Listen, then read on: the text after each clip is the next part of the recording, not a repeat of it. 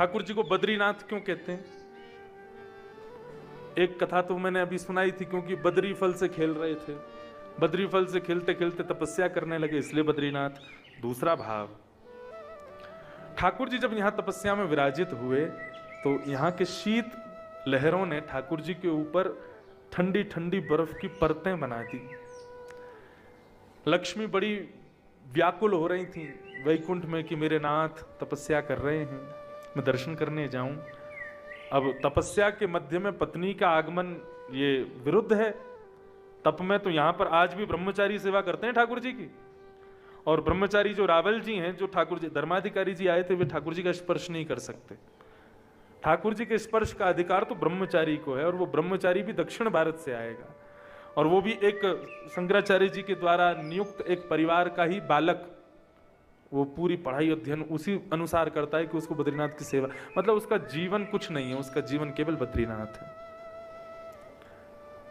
उनका पूरा जीवन केवल बद्रीनाथ के लिए है। अभी जो रावल जी हैं, ये अपने परिवार के किसी बालक को नियुक्त कर चुके होंगे कि मेरे बाद ये सेवा करेगा, वो उसका भी अध्ययन चल रहा होगा, वो बाल्यकाल से ही अध्ययन करेगा शास्त्रों का, वेदों का, ठाकुर जी की वहीं एक भाव से एक सेवा करता होगा कि सेवा सीखूं, कैसी सेवा होती है, वो सब उनका पूरा वैसा नियम है। तो जहां सेवा में ब्रह्मचारी चाहिए वहां पत्नी का काम क्या? लक्ष्मी जी लेकिन चोरी चुपके दर्शन करने आई नाथ का, बोले मैं दूर से ही देख लूं। दूर से जैसे ही देखा इस नारायण पर्वत पर भगवान, अच्छा कभी या तो शयन के दर्शन करने जाना बद्रीनाथ भगवान के, या फिर सुबह मंगला दर्शन करना। उसकी टिकट कटती है, शयन की 3-3.5 रुपए की है, और मंगला की 4,000 कुछ की है। शयन कब होते हैं वो टिकट जब कटवाओगे तो पता चल जाएगा, भीड़ के अनुसार होते हैं। लेकिन मंगला मुझे जो याद है 3:30-4 बजे मंगला होती है श्री बद्रीनाथ भगवान की। उस समय ठाकुर जी का सर्वांगीण अंग का दर्शन होता है, शालिग्राम भाव से, शालिग्राम शिला में श्री बद्रीनाथ भगवान है, चतुर्भुज रूप है, विशाल जटाएं हैं बद्रीनाथ भगवान के। और ठाकुर जी, सबसे बड़ी बात है कि तप का मतलब शरीर को अव्यवस्थाएं देना, तो पद्मासन तो है ही है ठाकुर जी का, लेकिन पद्मासन में और श्रमित हो गए, उसके लिए ठाकुर जी केवल एक कूल्हे पर बैठे हैं अपने, मतलब केवल एक तरफ ऐसे उठा हुआ ठाकुर जी का विग्रह है। भयंकर तप कर रहे हैं ठाकुर जी यहाँ पर, और वो दर्शन आपको होगा या तो प्रातःकाल मंगला में या फिर रात्रि शयन में, ठाकुर जी के सर्वांगीण अंग। बोल द्वारिकाधीश की। तो ठाकुर जी को बद्रीनाथ क्यों कहते हैं? तो लक्ष्मी जब आई, उन्होंने आकर के देखा ठाकुर जी को कि ठाकुर जी के ऊपर कैसी बर्फीली हवा से बर्फ जम गई है, तो उनको बहुत कष्ट हुआ। तब उन्होंने आचार्यों से पूछा कि मैं ठाकुर जी के समीप नहीं जा सकती, वो तपस्या में है, मैं उनके अर्धांगिनी हूं, अभी मेरा निषेध है जाना, तपस्या भंग हो सकती है, तो किस रूप में जाऊं मैं? अन्यत्र कोई रूप धारण करके चली जाऊं। तब आचार्यों ने आज्ञा की कि ठाकुर जी पे बहुत ठंडी के कारण बर्फ सी जम गई है अंग पे, इसको दूर करने के लिए आप ठाकुर जी के पास ग्रीष्म के भाव से जाओ। और ग्रीष्म का भाव क्या है? बोले बदरी फल बहुत गर्म होता है, बदरी मतलब बेर का जो वृक्ष होता है वो गर्म होता है, यदि आप बदरी वृक्ष बन के जाओ और ठाकुर जी की पीठ पर पीछे उनको थोड़ा आप स्पर्श प्रदान कर दो वृक्ष के भाव से, तो आपको उनका सानिध्य मिल जाएगा, और ठाकुर जी को बदरी वृक्ष से थोड़ी गर्मी मिलेगी, तो उससे जो बर्फ जम गई है अंग पर वो सब पिघल जाएगी। तो श्री लक्ष्मी जी यहाँ बदरी वृक्ष बन करके आई और भगवान के पीछे आकर के खड़ी हो गई। उनके स्पर्श से भगवान बद्रीनाथ के अंग की समस्त जो बर्फ थी सब पिघल करके बह गई।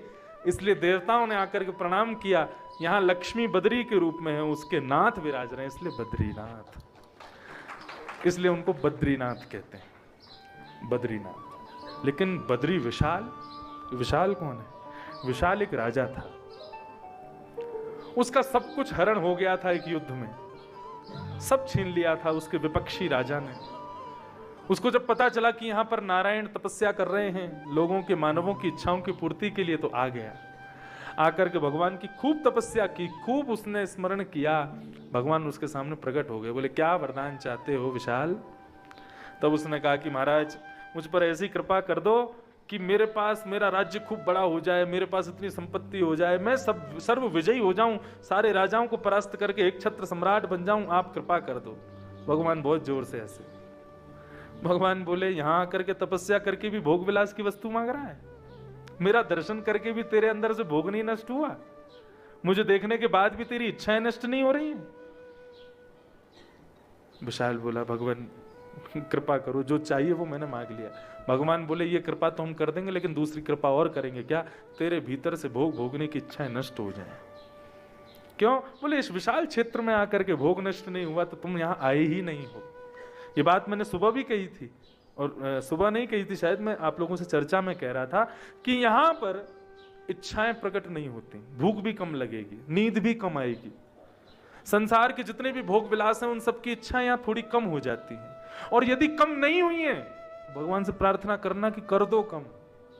अभी भी तुम्हारी जीभ चट्टपना मांग रही है, तुम्हारी इच्छा हो रही है कुछ चटारा सा मिल जाए, कुछ बढ़िया भोजन को मिल जाए, कोई बढ़िया रहने की व्यवस्था हो जाए, ये सब हो जाए, तो ठाकुर जी से जाकर प्रार्थना करना, हे नाथ मेरे भीतर ये जितनी भी इच्छाएं हैं ना, इन सबको समाप्त कर दो, मैं सब हर परिस्थिति में प्रसन्न रहूं, ऐसी कृपा कर दो। ये वाला वरदान नाथ तत्क्षण दे देते हैं, क्योंकि यहाँ की वायु में है। यहाँ की वायु आपकी संसारी इच्छाओं को नष्ट करती है। भगवान ने विशाल को वरदान दिया कि तेरे हृदय से सारी भोग विलास की इच्छाएं नष्ट हो जाएंगी। और रही बात जो तूने पहला वरदान मांगा कि तेरा सारा साम्राज्य ऐसा हो जाए वैसा हो जाए, वो सब संपन्न हो जाएगा। लेकिन तुझे यहां से जाने की आवश्यकता नहीं है। तू यहाँ बैठे बैठे जो चिंतन करेगा तेरे राज्य में वैसा हो जाएगा। तू यहीं विराज, में तुझसे बहुत प्रसन्न हूं, तेरी सेवा से बहुत प्रसन्न हूं, तेरी तपस्या से बहुत प्रसन्न हूं। और मैं वरदान देता हूं, आगामी समय में जो कोई भी मेरा नाम बोलेगा, अकेले नहीं बोलेगा, सब कहेंगे बद्री विशाल भगवान की जय। तो इसलिए विशाल जो था वो राजा था, जिसने ठाकुर जी का यहाँ पर आकर के मुखोल्लास किया, ठाकुर जी की तपस्या के बीच में उनको हंसा दिया, उनको आनंदित कर दिया। तो ठाकुर जी इतने प्रसन्न हो गए कि अपने नाम के आगे उसका नाम जोड़ दिया। ऐसे बद्री विशाल भगवान, इसलिए उनको विशाल कहते हैं, बद्री विशाल।